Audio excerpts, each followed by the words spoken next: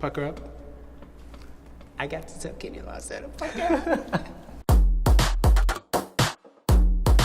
Hey, it's the Vixen, inventor of Black Girl Magic Drag Concert. I'm here today to put Keiynan Lonsdale in his first ever drag look. I'm so excited! Hey, I'm Keiynan Lonsdale. I'm an actor and musician and dancer, and I'm here with them to get into drag for the very first time, and it's gonna be with the Vixen. Let's do this. Hi.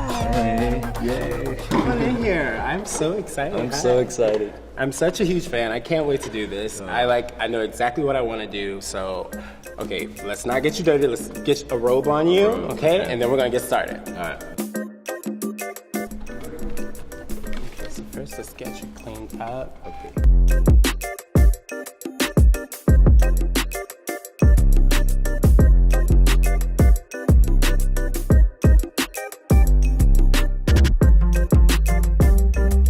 I got your mug on, it's pretty good. We're at the dicey part now. Your eyebrows are coming in. I'm really sneaky about the way I do eyebrows. I just put them on and then I clean them up. So right now, I won't let you look, but but I can tell that it's gonna be some family resemblance in there for sure. It's gonna be real good. So you know I'm like a real big fan, right? Like I watch your Instagram, I know your Twitter, I hope people don't dig up things that I've said about you because I am definitely shameless when I am a fan. That's really sweet. That's cool. So I saw on an Instagram Live you said that you were sexually fluid. You know, I think for me, trying to figure out my identity, my sexuality was such a challenge and this huge thing that when I sort of was overcoming the pressure that I had placed on myself, I was just like, okay, I feel free. I don't want to label this as anything. I still stand by it. You know, I'm happy to be called gay, to be called queer. I'm proud of all of it, and I suppose I just try to look at myself in the mirror and say, okay, this is who I am today. Yeah. Without trying to hold myself to a certain standard for what I will be tomorrow. Well said. It's really tough, right? Right. Especially in the public eye, you say something and that's got to be you forever. Yeah. And the second you do something that doesn't agree with that, they're like, well, you said. Exactly. Truth is, I don't really know who I am. Yeah. And who does? Yeah. I think that's okay. I think that's the fun of it. Keep them guessing. Why not? Keep them guessing. You know, I think as a man of color, sort of finding the courage to be open and expressive is not always super easy. Yeah. And society doesn't and hasn't always shown us the space or places of example for that. I mean, there's a lot of bi erasure, period. Yeah. But I think especially in black communities or the pressure that gets put on black guys is you don't get to explore. You're either straight or you're gay. If you're bi, you're gay. And I think it's cool that you're sticking to your guns and choose for yourself. What do you think about labels? I think labels are helpful in a grocery store, but it's limiting. And there might be somebody who says that they're straight and you might have a really good connection with them and something great could come out of it, or something changes. And something changes, and we should be able to change. Otherwise, you miss out on some great opportunities because of your label. So you're kind of like me, every once in a while I see a little thottygram. Just because I'm drag queen doesn't mean that I don't have a body that I'm proud of underneath. How do you feel about that? I mean, the feeling of liberation from shame, any kind of shame is just something you can only experience for yourself. My personal opinion is that shame that society's put on each and every part of how we exist and live is kind of an illness. Yeah. I think the fact that it's weird to not wear clothes and that there's so much judgment about that is a strange thing, considering that's what we are. How we were born. What we are. We're all born naked. Yes. And the rest is politics. Yes. So I think globally we're slowly liberating ourselves from that, and I think just on the way, it just takes people, as many of us that are proud enough to do it, to show our colors in whichever way we're comfortable with, Yeah. There's been so many times where I walk out of the house in whatever I want, and someone will be like, oh, so you just left the house like that? And I'm like, yeah. It's not illegal. And also, I get paid a lot of money to look pretty. So I'm gonna look pretty. There you go. But I think some people, even with my job, there's still a lot of people who are confused by the audacity of just getting dressed. Yeah, shame is a crazy thing. I would practice like how I was gonna walk and talk and respond and dress, everything to appear as straight as possible. And, you know, it was like I would get home and I would be really mad at myself if I made a slip up or something, so I would try to perfect it for the next day. It's really, I think a lot of people go through that. Yeah, I used to, so you know in gym class you like walk in a circle sometimes? I just had dance class, we didn't have gym class. Excuse me, Aussie. But, so in Chicago public schools, you would walk on like a track and they would have you walk. It's the cheapest form of physical therapy, I guess. So I would follow a straight guy and try to mimic. Yeah, try to mimic the walk. Yeah, because you go, this is going to be best for survival. Yeah. It's like no one's bothering him, let me learn that. Well, but you know, it also helps us become more creative. Yeah. Because we're used to jumping into different people's mindsets and code switching. Yeah, it is a survival tactic for sure. I still to this day, like if I get on a phone with my uncle or my dad or something, my voice gets very deep and I'm like, yeah. And I don't know what it is. It's just like a natural reaction to the situation that I'm in. And then if I'm like with my girlfriends or my friends, like, hey. So it's really weird if I'm in the room with my mom and my friends and I don't know which voice is gonna come out. It's so strange. Yeah, a lot of people go through that. And that's when you realize that you're like living multiple lives and like, so I've been trying to like get to a solid one person and just be that authentic person. You go, this is my core that goes with me like wherever. Yeah. Strangers, people I know. So what do you think is like your like core authentic? I think it's just being honest, and being at peace. I hope I can be at peace and feel at home wherever I go, rather than just with people that make me feel super comfortable and just relying on that. It's really hard to like be comfortable everywhere. Yeah, exactly. And I think it involves like, you know, even if there's situations that make you uncomfortable, being able to speak up on it and be honest with those feelings, I think that is also, I think that's a part of staying true to who you are, rather than just letting things always fly by. Yeah, I'm a little too good at that one. Yeah, you got skills with that. I'm a bull in a china shop sometimes. But I think for me, being authentic is, like you said, not biting my tongue, but also trying to be helpful. So like, if there's something in the room that's making everybody stressful, I don't mind being the one that's saying, hey, let's cut that out, you know? Like, and people appreciate it, even if they don't tell you, you know? I guess I want to make the room a better place if I'm in it, you know? I want people to be glad I'm there. Like, say you're getting into drag, especially as a person of color. So as a man of color, getting into drag, that means that you're presenting as a woman of color.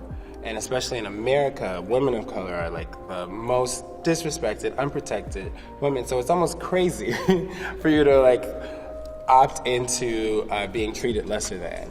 And I think a lot of times white queens, you know, you put on your jewels and your diamonds and you're, oh, I'm a rich white woman, oh, I'm feeling the fantasy, and it's like, you don't get to have that as a black drag queen, and you have to like work really hard to like present excellence. And I always say, it feels like people treat black excellence and white trash with the same energy. It's like, yes, queen. For either one, it's like, how can you yes both of these? Like, I know what you mean. Do you see that like in your line of work? Yes, 100%.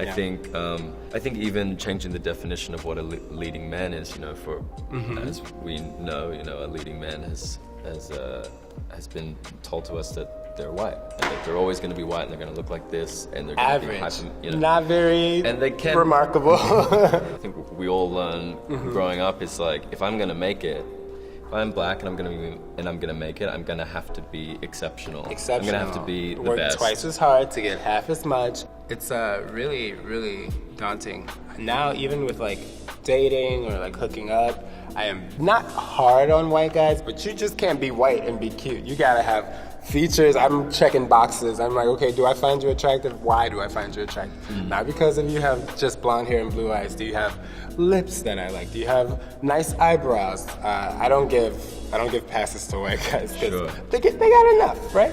I think if a white guy steps into a relationship with someone of color, they best do their work. Especially me.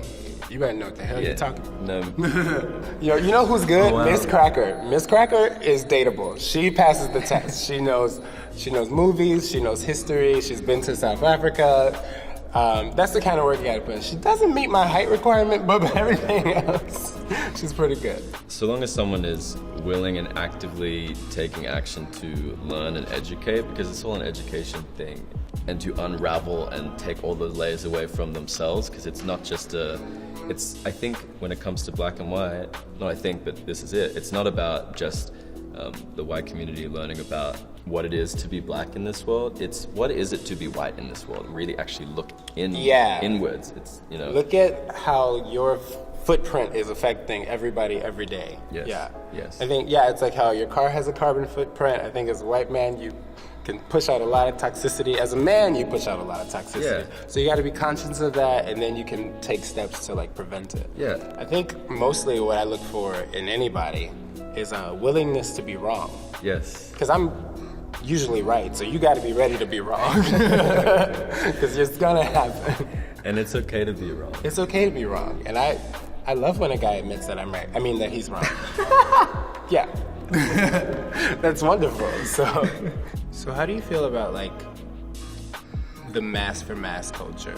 I mean, it's easy for me now to really own being a feminine figure because I'm famous for it. You know what I mean? So, but how do you feel about presenting feminine in this world that still kind of prefers a mascot? I think it's just continuously building that representation so that people understand the spectrum of what sexuality is and what it is to. I also think there's a spectrum of what it is to be masculine. For sure. That's shifting and changing. So, really, for people that aren't caught up with that, I think that's all that is. But at some point, they're gonna need to. Yeah, catch up. Catch up.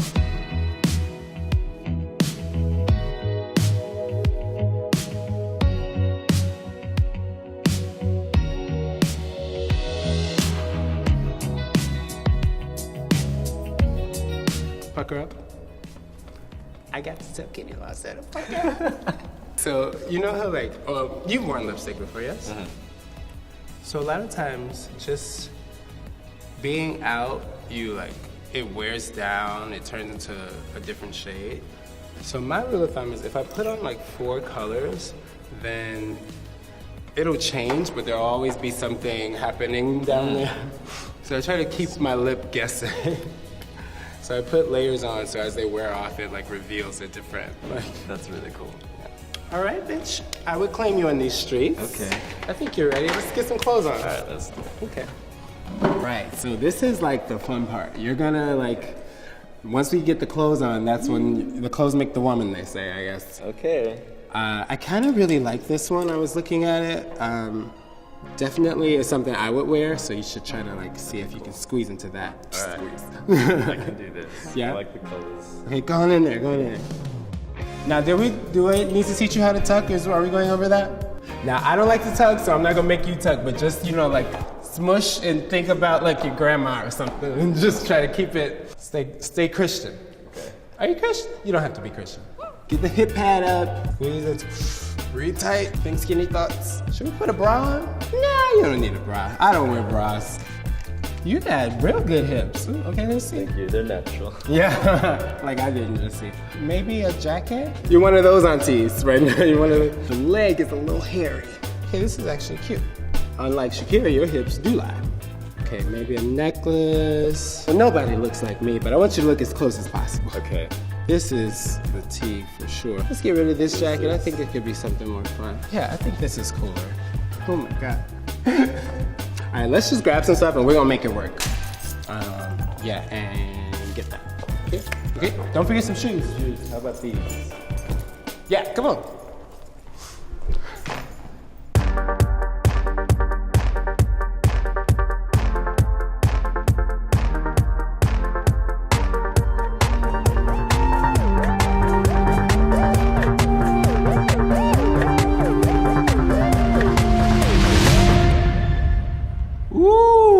Wow.